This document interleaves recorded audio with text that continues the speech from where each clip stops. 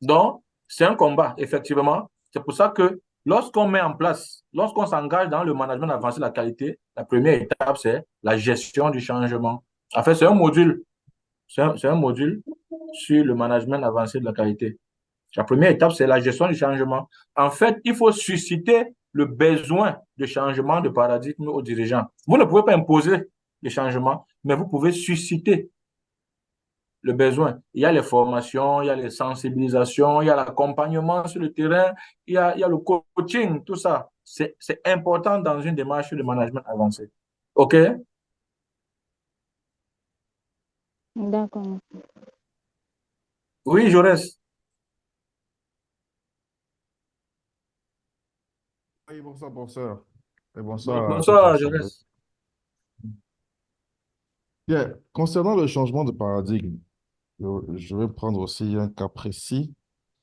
Euh, Par exemple, quand nous allons sur les chantiers, comme nous sommes maîtres d'ouvrage délégués, ça veut dire qu'il y a une entreprise qui exécute les travaux et nous faisons de la supervision.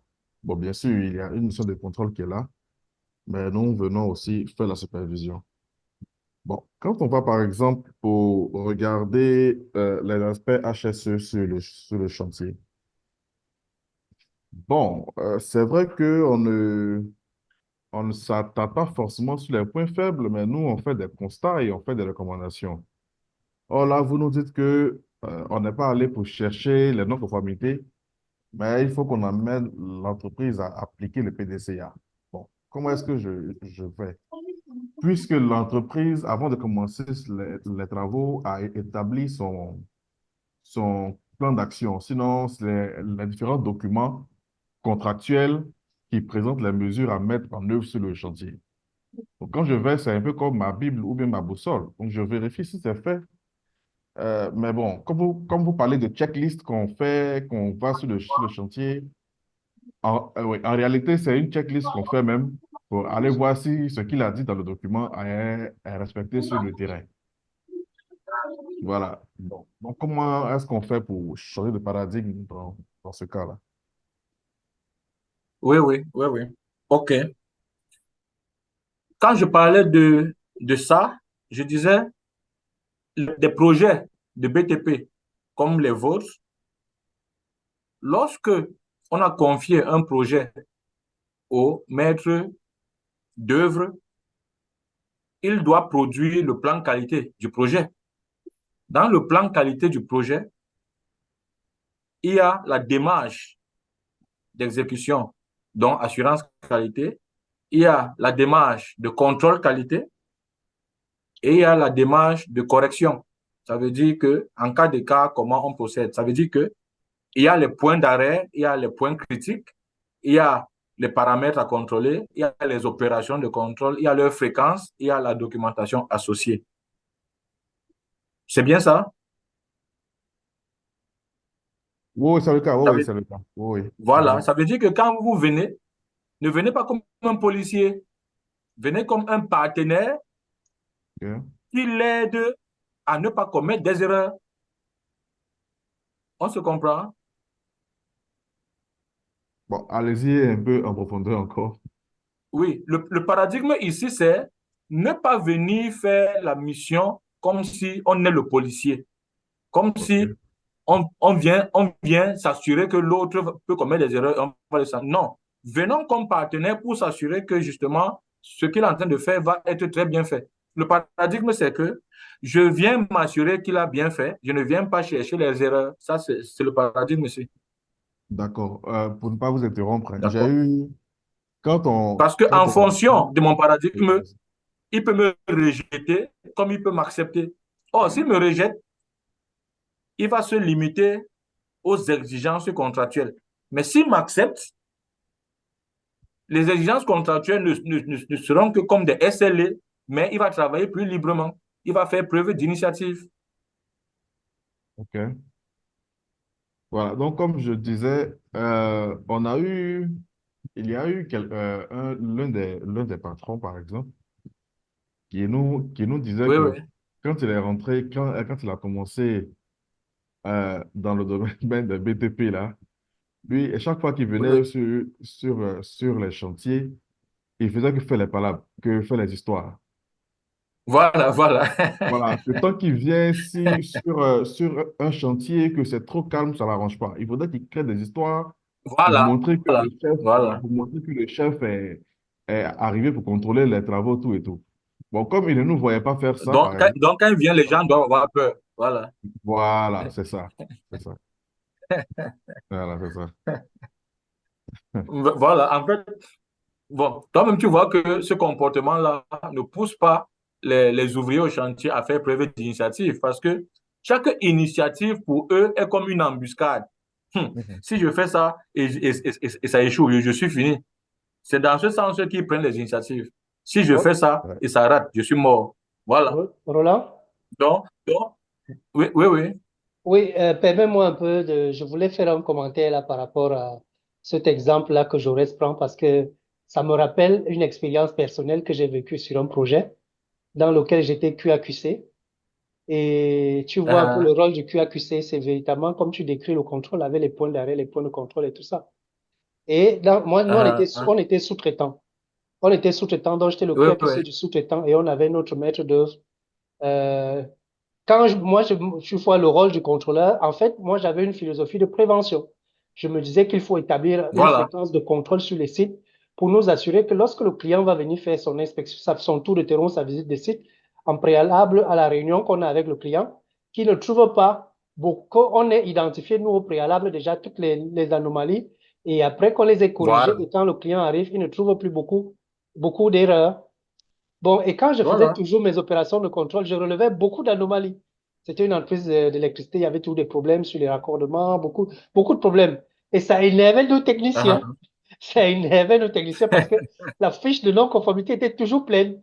Quand on arrivait en réunion le soir, tout le monde était fâché. Et je me rappelle un jour, ça a failli déclencher la bagarre. Pourtant, le client, lui, Carrément. était très content du travail que je faisais. Parce que lui aussi, ça lui permettait de minimiser les erreurs quand il allait venir avec ses collègues et il n'allait plus trouver beaucoup Voilà. d'erreurs sur le site. Et nous, de notre côté aussi, même mes chefs aussi n'étaient pas très contents parce que eux aussi, il y a un volet, quand plus il y a des erreurs, plus le projet va s'allonger parce qu'on doit corriger. Et on peut facturer encore. Oui, les avenants, les fameux avenants. Voilà. Donc, ce dilemme-là, je pense que ça demande aussi, il y a un point, ça demande beaucoup Oui, d'éducation beaucoup. déjà du leadership, la notion de prévention.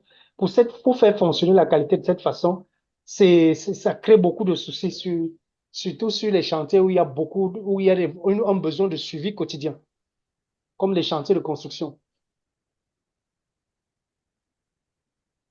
Je Tout voulais à te fait. partager OK, cette idée. merci. Oui, oui, oui, oui. On vit tellement de choses. OK. Bon, nous étions ici à, comment on appelle ça? On a dit que nous résolvons nos problèmes, on regarde nos projets à partir de l'approche risque. C'est-à-dire que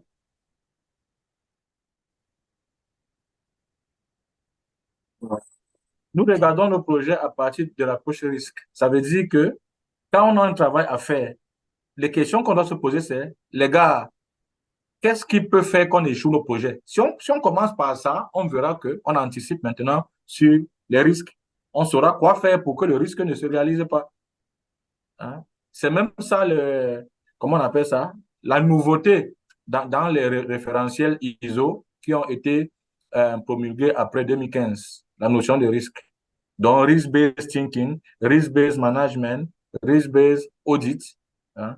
C'est comme ça qu'on procède désormais, la notion de risque. Quand on part maintenant au troisième paragraphe, on dit la démarche est heureusement complétée par une certification par rapport aux normes ISO et ALO. Vous voyez que c'est quand on a mis en place notre démarche de management avancé de la qualité, lorsque on s'assure chaque fois que les processus sont solides et qu'on avance, vous voyez que c'est plus facile d'obtenir des certifications. Ça veut dire que on ne vise pas des certifications, mais notre système est déjà conforme à toutes les normes. Pourtant, on ne visait aucune certification. Vous voyez donc qu'à ce moment-là, Le jour où la direction dit, les gars, pourquoi ne pas se certifier? Il n'y a plus de stress. Il n'y a plus de stress parce que les gars sont déjà habitués à travailler normalement. Donc, l'organisme de certification peut venir sans stress. Les gars vont bien l'accueillir. Or, les démarches classiques, c'est quoi? Il y a ce qu'on appelle le réveil pré-audit. La notion de réveil pré-audit, c'est que les gars travaillent sous pression. Après ça, quand on dit que les gars, on est en train d'écrire au certificateur, il vient dans un mois. Ouh, ça va dans tous les sens maintenant dans les bureaux. Quelqu'un pose sa chose, dès que tu veux toucher, ah non, non, non, non, faut pas toucher. Si l'auditeur trouve ça, il faut que l'auditeur trouve ça. Quelqu'un en train de marcher, il dit que faut que je m'asseye bien. Hein. L'auditeur peut venir me donner les non-conformités.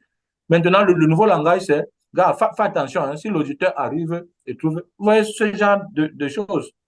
Tout ça parce que dès le départ, on visait la certification. On se met donc un stress inutile. Pourtant, avec la démarche de management avancé de la qualité, la certification arrive simplement et sans stress. Parce que les normes sont appliquées de façon fonctionnelle en utilisant ce qu'elles ont de mieux et en minimisant le formalisme. Les gars, dans ce cadre-ci, je sais de quoi je parle. Moi, j'ai déjà vu toutes sortes d'entreprises. Vous voyez des gens qui mettent en place des démarches qualité où tout est directement lié à des exigences des normes ISO. Mais c'est quoi cette entreprise ISO normée là? J'appelle les entreprises là, entreprises ISO normées. Ça veut dire que hors de ISO, les gars ne peuvent pas travailler. Vous voyez ce document-ci, ce document, qu'est-ce qu'il y a? Non, non, non, non, non. L'exigence 4.2 dit que, même l'exigence 4.2, s'il n'y avait pas l'exigence, tu n'avais pas travaillé.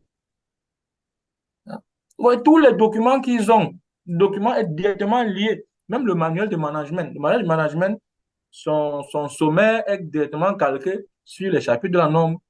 C'est compliqué, ça. Ça veut dire que le jour où la norme change, tous vos documents changent aussi, puisque vos documents sont liés aux exigences de la norme. Hein? Autant de choses. C'est pour ça qu'on dit la certification est ainsi obtenue plus utilement, plus facilement, plus rapidement et avec un intérêt partagé par tous les acteurs de l'entreprise. Ça, c'est l'avantage de la démarche de management avancé de la qualité. Ça veut dire que comment considérer la certification comme une étape de notre projet et non comme une finalité. Parce que la certification est une étape. Sur le chemin du management avancé de la qualité, il y a 6 étapes. La certification est au niveau 2. Hein. Ça veut dire que votre système commence à faire de la qualité. Mais pour beaucoup, être certifié est l'aboutissant. Hein. C'est la finalité pour eux. C'est là où vous voyez les gars, dès qu'ils sont certifiés, ils envahissent les médias, ils mettent les logos du certificateur sur les habits. Comment je peux dire ça? Ils écrivent au portail. Hein? Vraiment, on sent que non, ça, ils sont arrivés, comme on dit souvent. Mais le management avancé, la qualité, tout ça ne compte pas. Hein? Il y a des entreprises qui sont certifiées, mais vous ne saurez même pas qu'elles sont certifiées parce qu'elles ont compris que sans ça, rien de bavarder. Inutilement, là où le client nous attend, ce n'est pas sur le logo, hein, c'est sur le service.